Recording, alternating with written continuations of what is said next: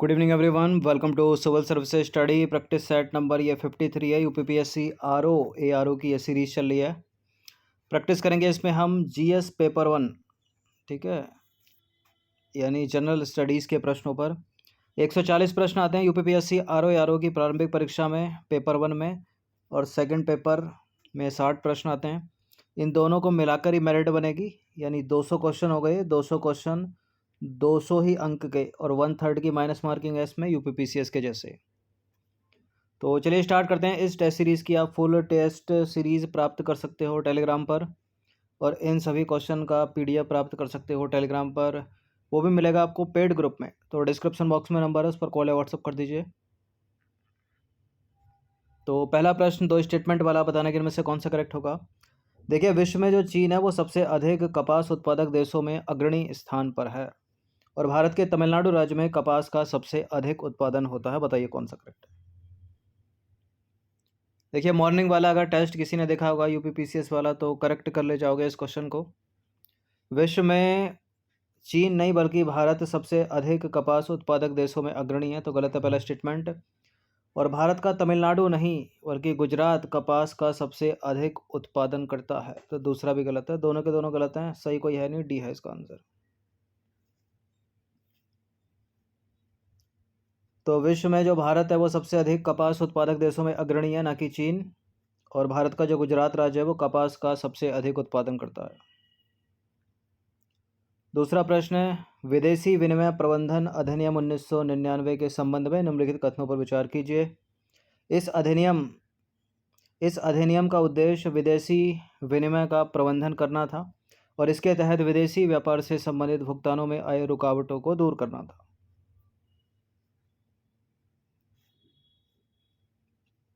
बिल्कुल ये करेक्ट हैं, दोनों के दोनों स्टेटमेंट सी है इसका आंसर। ये नंबर है, इस पर कॉल या व्हाट्सअप करके आप यूपीपीसीएस और यूपीपीएससी आरओ की पेड सीरीज प्राप्त कर सकते हो, और इन सभी डेली प्रैक्टिस टेस्ट का पीडीएफ प्राप्त कर सकते हो, जो मिलेगा आपको पेड टेलीग्राम ग्रुप में। तो विदेशी विनिमय प्रबंधन अधिनियम 1999 का उद्देश्य विदेशी विनिमय का प्रबंधन करना है। इसके तहत विदेशी व्यापार से संबंधित भुगतानों में आए रुकावटों को दूर करना, और साथ ही यह भी देखना था कि भारत के साथ विदेशी विनिमय बाजार का सुचारू ढंग से विकास हो सके। क्वेश्चन नंबर 3 पर आ जाइए। डूरंड कप फुटबॉल टूर्नामेंट का आयोजन पहली बार कहाँ किया गया था। देखिए, डूरंड कप फुटबॉल जो टूर्नामेंट है उसका आयोजन विश्व में, न केवल एशिया में, बल्कि भारत में ही किया गया। और भारत में किया गया हिमाचल प्रदेश में, भारत के हिमाचल प्रदेश के डगसाई में। तो सी है इसका आंसर। तो डूरंड कप फुटबॉल टूर्नामेंट का आयोजन पहली बार हिमाचल प्रदेश के डगसाई में वर्ष 1883 में हुआ था। यह दुनिया का तीसरा सबसे पुराना और एशिया का सबसे पुराना फुटबॉल टूर्नामेंट है। विश्व अंगदान दिवस किस दिन मनाया जाता है। एक तो हो गया विश्व अंगदान दिवस, फिर एक राष्ट्रीय अंगदान दिवस भी होगा। तो विश्व अंगदान दिवस मनाया जाता है 13 अगस्त को, और राष्ट्रीय अंगदान दिवस पूछ ले तो 27 नवंबर को मनाया जाता है। ठीक है, अंबेडकर की जयंती मनाई जाती है उनकी 14 अप्रैल को। तो हर साल 13 अगस्त को विश्व अंगदान दिवस यानी वर्ल्ड ऑर्गन डोनेशन डे मनाया जाता है, और हर साल 27 नवंबर को राष्ट्रीय अंगदान दिवस यानी नेशनल ऑर्गन डोनेशन डे मनाया जाता है। विश्व शौचालय दिवस हर साल कब मनाते हैं। ये नवंबर में मनाते हैं। नवंबर में कब, 19 नवंबर को। तो वर्ल्ड टॉयलेट डे बोलते हैं इसको। विश्व शौचालय दिवस 19 नवंबर को मनाया जाता है प्रतिवर्ष। और मैला ढोने की प्रथा के उन्मूलन और इस कार्य में संलग्न लोगों के लिए गरिमापूर्ण जीवन सुनिश्चित करने हेतु राष्ट्रीय गरिमा अभियान जो है वर्ष 2001 में शुरू किया गया था, याद रखिएगा। क्वेश्चन नंबर 6 पर आ जाइए। दो स्टेटमेंट वाला ये सवाल है ज्योग्राफी का, बताने के इनमें से कौन सा करेक्ट होगा। क्षोभ मंडल में क्षोभ मंडल मतलब जो पृथ्वी की सबसे नियरेस्ट की जो सतह वायुमंडल की, इसको बोलते हैं ट्रोपोस्फियर इंग्लिश में। प्रति 165 मीटर की ऊंचाई पर 10 डिग्री सेल्सियस तापमान में कमी आती है, और इसे सामान्य ताप वृद्धि दर कहते हैं। देखिए, पहली बात तो 10 डिग्री तो बहुत ज़्यादा हो गया, 1 डिग्री सेल्सियस की कमी आती है। ठीक है, गलत है पहला स्टेटमेंट। और कमी आ रही है तो सामान्य ताप ह्रास दर बोलेंगे ना, यानी ताप पतन दर। वृद्धि दर क्यों बोलेंगे, गलत है दूसरा भी। तो कोई भी सही नहीं है, डी है इसका आंसर। तो क्षोभमंडल यानी ट्रोपोस्फियर में प्रति 165 मीटर की ऊंचाई पर 1 डिग्री सेल्सियस तापमान में कमी आती है, ना कि 10 डिग्री, और इसको बोलते हैं सामान्य ताप पतन या ह्रास दर। नंबर 7 पर आ जाइए। जूट के रेशों का मुख्य उत्पादन होता है कहाँ? पश्चिम बंगाल के हुगली नदी घाटी क्षेत्र में, असम की ब्रह्मपुत्र घाटी, मध्य प्रदेश की नर्मदा घाटी, या आंध्र प्रदेश, तेलंगाना, उड़ीसा और छत्तीसगढ़ की गोदावरी नदी घाटी। जूट के रेशों का मुख्य उत्पादन होता है पश्चिम बंगाल के हुगली नदी घाटी क्षेत्र में, ए है इसका आंसर। तो देखिए, जूट को गोल्डन फाइबर ऑफ बंगाल कहा जाता है क्योंकि इससे बंगाल के लाखों परिवार प्रत्यक्ष या अप्रत्यक्ष रूप से जुड़े हुए हैं। जूट के रेशों का मुख्य उत्पादन पश्चिम बंगाल के हुगली नदी घाटी क्षेत्र में होता है। नंबर 8 पर आ जाइए। सुलेमान हो गया, हिंदू कुश हो गया, किरथर हो गया, ये किस देश की प्रमुख पर्वत श्रेणियां हैं? किसकी हैं ये? भारत की नहीं, ये हैं पाकिस्तान की। ऑप्शन नंबर ए है इसका आंसर। तो किरथर हो गया, सुलेमान हो गया, हिंदू कुश हो गया, ये पाकिस्तान की प्रमुख पर्वत श्रेणियां हैं। पाकिस्तान के हिंदू कुश, पाकिस्तान की या हिंदू कुश की जो पाकिस्तान में है, जो सबसे ऊंची श्रेणी है वो है तिरिचमीर। ठीक है, तिरिचमीर या त्रिचमीर पढ़ लो उसको। नंबर 9 पर आ जाइए। शास्त्रीय भारतीय संगीत पर फारसी में सबसे अधिक कृतियों की रचना किस मुगल शासक के काल में हुई थी? मेडाइवल हिस्ट्री का प्रश्न है ये, और इसका उत्तर है औरंगजेब। तो भारतीय शास्त्रीय संगीत पर फारसी में सबसे अधिक कृतियों की रचना औरंगजेब के शासनकाल में हुई। औरंगजेब एक कुशल वीणा वादक था, कई बार एग्जाम में पूछा गया है। नंबर 10 है, ये भी हिस्ट्री का सवाल है। निम्नलिखित कथनों पर विचार करेंगे, दो कथन है, बताने के इनमें से कौन सा करेक्ट है? जहांगीर के शासनकाल को स्थापत्य कला का स्वर्णिम युग कहा जाता है, और मध्यकालीन भारत में कजीविनी जहांगीर का सरकारी जीवनीकार था। देखिए, जहांगीर के शासनकाल को तो चित्रकला का स्वर्णकाल कहा जाता है, स्थापत्य कला का थोड़ी। स्थापत्य कला का स्वर्णकाल कहा जाता है शाहजहां के शासनकाल को, गलत है। और मध्यकालीन भारत में कजीविनी शाहजहां का सरकारी जीवनीकार था, न कि जहांगीर का। ठीक है, तो गलत है दोनों के दोनों स्टेटमेंट, डी है इसका आंसर। तो मध्यकालीन भारत में कजविनी शाहजहां का सरकारी जीवनीकार था, न कि जहांगीर का। शाहजहां के शासनकाल को स्थापत्य कला का स्वर्णिम युग कहा जाता है। उसने आगरा का ताजमहल, दिल्ली का लाल किला, दिल्ली की जामा मस्जिद और आगरे की मोती मस्जिद का निर्माण कराया या करवाया। और जहांगीर के शासनकाल को चित्रकला का स्वर्णिम युग कहा जाता है, न कि शाहजहां के शासनकाल को। नंबर 11 पर आ जाइए। अखिल भारतीय फुटबॉल महासंघ की स्थापना किस वर्ष हुई थी? 1937 में। तो अखिल भारतीय फुटबॉल महासंघ की स्थापना 1937 में शिमला में स्थित सेना मुख्यालय में हुई थी, और यह एशियाई फुटबॉल परिसंघ के संस्थापक सदस्यों में से एक है। 12वां प्रश्न, हाल ही में भारत के जो विदेश मंत्री हैं उन्होंने साउथ अमेरिका के किसी एक देश की यात्रा की है। आपको बताना है कि उनकी यात्रा के दौरान उन्होंने भारतीय दूतावास भवन का उद्घाटन किया है। कहाँ किया है? असुनसियोन में।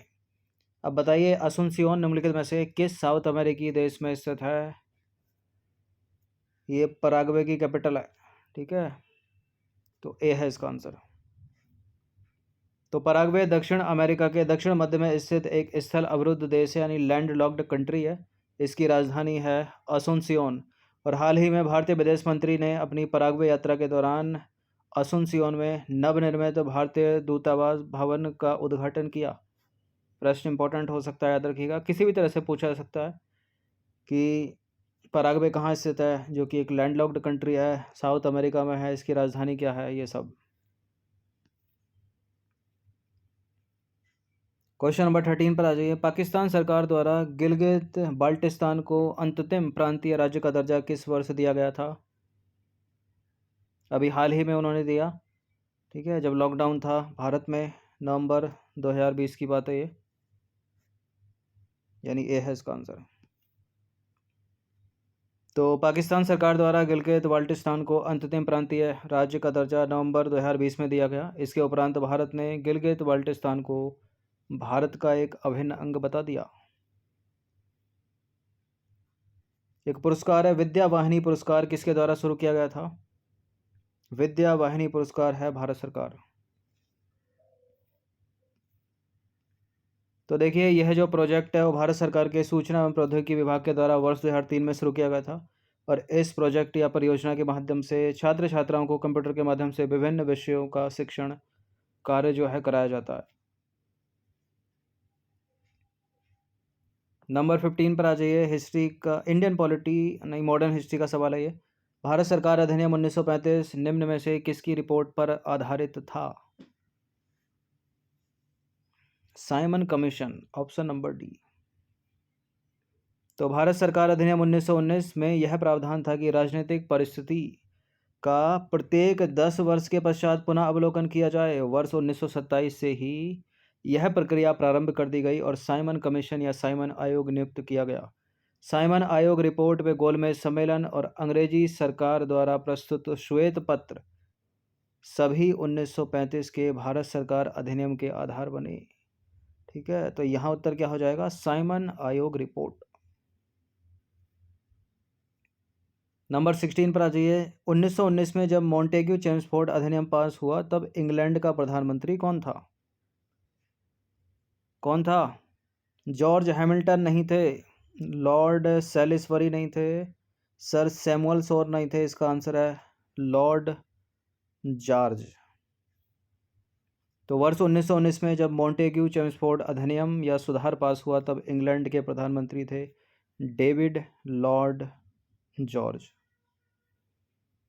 नंबर 17 पर आ जाइए। बॉम्बे, मद्रास और कलकत्ता में उच्च न्यायालय की स्थापना कब हुई थी? हाई कोर्ट की बात कर रहा है। ठीक है, और ये मोस्ट इंपॉर्टेंट प्रश्न है, कई बार पूछा हुआ एग्जाम में। इसका उत्तर है 1862, 1862। तो बॉम्बे, मद्रास और कलकत्ता में उच्च न्यायालयों की स्थापना ब्रिटिश संसद द्वारा पारित 1861 के भारतीय उच्च न्यायालय अधिनियम के तहत 1 साल के बाद 1862 में हुई थी। क्वेश्चन नंबर 18 पर आ जाइए। ब्रिटिश भारत में सांप्रदायिक प्रतिनिधित्व की व्यवस्था निम्नलिखित में से किस अधिनियम के द्वारा की गई थी? यह प्रश्न भी कई बार रिपीट हुआ है। ठीक है, हर स्टेट के पीसीएस में हुआ है और इसका उत्तर है मार्ले मिंटो सुधार 1909। तो भारतीय परिषद अधिनियम 1909 भी बोलते हैं इसको, यानी इंडिया काउंसिल एक्ट 1909 या मार्ले मिंटो सुधार भी इसको बोलते हैं। इसके द्वारा ब्रिटिश भारत में सांप्रदायिक प्रतिनिधित्व की व्यवस्था की गई, जिसके अंतर्गत मुसलमानों के लिए पृथक निर्वाचक मंडल की व्यवस्था करना था इसका प्रावधान। और इसके लिए गांधी जी ने एक कथन भी कहा है, वो कथन है उनका कि मार्ले मिंटो सुधार ने हमारा सर्वनाश कर दिया। क्वेश्चन नंबर 19 पर आ जाइए। भारत का शासन ईस्ट इंडिया कंपनी से क्राउन को स्थानांतरित किया गया था कब? 1833 का चार्टर, 53 का चार्टर, 1861 का भारत परिषद अधिनियम या 1858 के भारत सरकार अधिनियम के अंतर्गत? सी है इसका आंसर, 1858 के भारत सरकार अधिनियम के अंतर्गत। तो 1858 के भारत सरकार अधिनियम द्वारा भारतीय प्रशासन का नियंत्रण कंपनी से छीनकर ब्रिटिश राज मुकुट यानी क्राउन को सौंप दिया गया। 20वां प्रश्न, अंतिम प्रश्न है। निम्नलिखित में से किस एक्ट के द्वारा भारत के गवर्नर जनरल को अध्यादेश जारी करने की शक्ति प्रदान की गई? प्रश्न मोस्ट इंपोर्टेंट है ये भी। इंडियन काउंसिल एक्ट 1861 इसका आंसर है। तो इंडियन काउंसिल एक्ट 1861 के द्वारा गवर्नर जनरल को अध्यादेश जारी करने की शक्ति प्रदान की गई और यह अध्यादेश आधिकारिक रूप से 6 माह की अवधि तक लागू रह सकता था। तो 20 प्रश्न थे इंपॉर्टेंट, इनकी प्रैक्टिस एक बार कर लीजिएगा। नंबर है इस पर कॉल या व्हाट्सअप करके आप इसका PDF प्राप्त कर सकते हैं, जो मिलेगा आपको पेड टेलीग्राम ग्रुप में।